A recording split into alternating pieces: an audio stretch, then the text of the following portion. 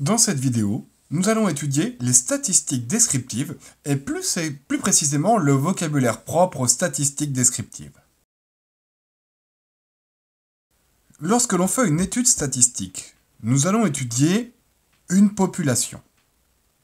Sur cette population, si elle est trop importante, nous allons étudier un échantillon, et à l'intérieur de cet échantillon, il y a un individu. Nous allons schématiser un petit peu ce que je viens de dire pour mieux le comprendre. Imaginons que nous faisions une étude statistique sur la population française.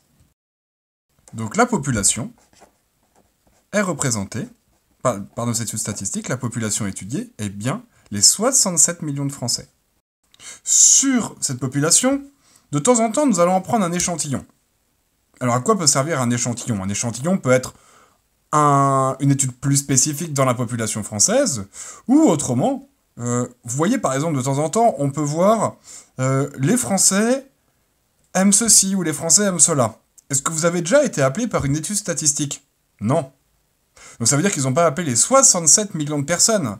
Ils ont pris un échantillon. Ça veut dire qu'ils ont pris cette partie-là, et à l'intérieur,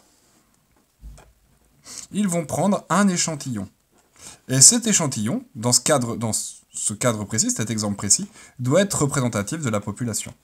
Et si je prends un unique individu dans cet échantillon, comme je viens de le dire, on appelle ça un individu. Maintenant, nous voyons ici plusieurs choses. Déjà, la population et l'échantillon, c'est un nombre de personnes. Ce nombre de personnes, qui va plutôt être un nombre d'éléments, par exemple, nous pourrions étudier, non pas la population française, mais par exemple des chaussures, donc une quantité de chaussures. Donc on est bien sur un nombre d'éléments. Et ce nombre d'éléments, en statistique descriptive, est appelé effectif. De temps en temps, vous avez déjà entendu ce vocabulaire-là pour des classes. L'effectif de votre classe est de 12 personnes, 15 personnes, 25 personnes. Donc nous avons vu ici que le sujet est la population, mais qu'allons-nous étudier dessus? Ce que nous allons étudier, nous appelons ça le caractère. Par exemple, sur les Français, je vais étudier la taille. Je ne vais pas étudier l'ensemble de ce qui existe sur les Français, ce n'est pas possible. Donc je vais étudier un sujet précis, et ce sujet précis est appelé le caractère. Comme on a dit ici, étudier la taille des Français. Maintenant, nous allons voir plus précisément comment nommer en fait ces différents caractères. Donc je vais prendre plusieurs études statistiques sur un groupe classe. Par exemple, sur un groupe classe, je pourrais étudier les sports qu'ils vont faire. Par exemple, ici, sur cette classe-là, je vois qu'il y en a qui font du tennis, 21 personnes, 11 personnes font du football, 9 du basket et 4 du judo. Pardon, c'est pas 21, c'est 2 personnes. Là, ici, nous avons le type d'habitat de notre population qui représente les personnes d'une classe, et ici, la taille des personnes de la classe.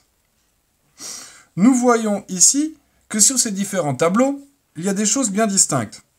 Ici, nous étudions des mots. Nous étudions soit ils font du tennis, du football, du basket ou du judo. Le caractère d'étude d'ailleurs est ici le sport pratiqué. Ici, le caractère d'étude est le nombre de pièces. Le nombre de pièces, on peut bien le quantifier, c'est une quantité. Soit il y en a 1, 2, 3, 4 ou 5, nous pouvons les compter. La taille, c'est pareil, c'est un chiffre, c'est un nombre. Donc du coup, ici, nous pouvons encore compter. Je fais entre 1,40 et 1,60. Je fais entre 1,60 m et 1,70 m, entre 1,70 m et 1,80 m. C'est la grosse différence qu'il va y avoir entre les deux. Il y en a un où on peut pas le compter, c'est peut-être une qualité, c'est soit du tennis, du football, du basket ou du judo, ou l'autre, c'est une quantité, le nombre de pièces ou la taille. Donc ça veut dire que pour le caractère, déjà, il y a deux possibilités. Soit il est qualitatif, c'est lorsque le caractère étudié représente une caractéristique ou des mots, tout simplement. Par exemple, ici, nous, le sport. Mais ça pourrait être aussi plein d'autres choses. La couleur des cheveux, la couleur des yeux, plein de choses.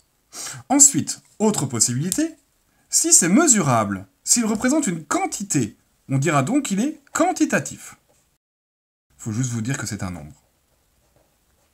Ici, il est mesurable, c'est 1, c'est 2, c'est 3, c'est 4, c'est 5. C'est 1,40, c'est 1,60, c'est 1,60, c'est 1,70. Par contre, tennis, football, basketball et judo ne sont pas des nombres, c'est donc qualitatif. Nous voyons aussi autre chose. Entre les deux, il y a quelque chose qui change. Ici, c'est une seule pièce, 2 pièces, 3 pièces. Alors que l'autre, c'est entre 1m40 et 1m60, entre 1m60 et 1m70, entre 1m70 et 1m80. Ici, c'est un ensemble de nombres, alors qu'ici, c'est une seule valeur. Donc ici, comme c'est une seule valeur, nous dirons qu'elle est discrète. Alors moi, pour retenir, je fais un petit dessin. J'ai un bonhomme qui est là, et il est tout seul. C'est donc quelqu'un qui est discret. Il est dans son coin tout seul. Donc discret, c'est une unique valeur. Ensuite, l'autre, c'est continu. Donc pour continu, je vais faire ce dessin-là. C'est bien un ensemble de personnes liées, par exemple, entre 1,40 et 1,60. Donc là, c'est continu. Pour continu, c'est des valeurs rassemblées. Je récapitule. Ici, le caractère étudié est le type de sport pratiqué. Le type de sport pratiqué est une caractéristique. Le caractère est donc de type qualitatif. Ici, le caractère étudié est le nombre de pièces dans un appartement ou dans une maison. Le caractère est mesurable, c'est un nombre de pièces. 1, 2, 3, 4, 5, il est donc quantitatif. Mais est-il quantitatif discret ou quantitatif continu? Nous n'avons qu'une seule valeur. Il est donc quantitatif discret. Ici, j'ai bien une seule valeur, une pièce, 2 pièces. Alors que celui d'à côté est bien aussi quantitatif, nous avons bien des nombres. C'est mesurable entre 1m40 et 1m60. Par contre, c'est un ensemble de valeurs, c'est bien des valeurs rassemblées. Ce caractère est donc de type quantitatif continu.